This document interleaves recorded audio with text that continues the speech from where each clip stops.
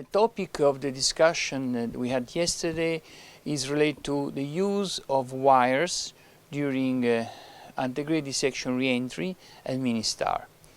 And I think that this is a really nice topic because it's very well used everywhere as a sort of bailout technique, and this is my suggestion to use this mini-star and ADR with wires as a bailout technique.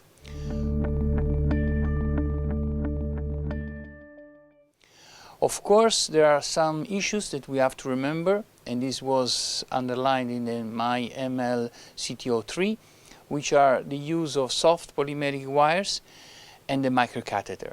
Of course, you can also use sort of little, like such as medium polymeric wire, but the best would be always to start soft polymeric wires.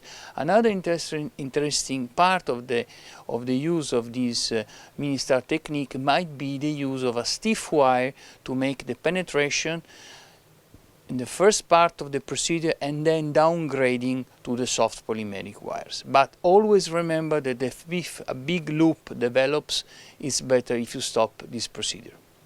Another interesting issue is related to the stent, and of course we have to remember there are two issues. First, the longer the stent is, the more probability to have reocclusion and restenosis at follow-up. And secondly, that if TIMI flow is less than 3, then of course this is an unfavorable outcome for the follow-up.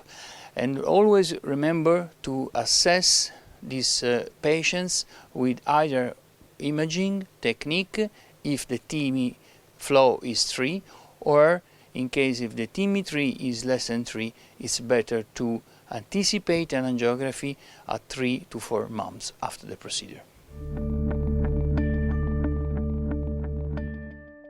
And I found that very interesting because many new fellows, new young interventionists are participating, and this is actually the spirit of the meeting.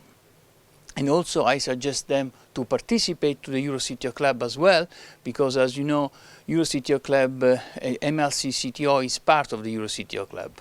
I think that to spread the knowledge among all interventionists, among young fellows, among people who want to start to assess, to make this procedure in complex lesions, but starting from the younger interventionists and try to teach them how to become a dedicated operator in complex procedures.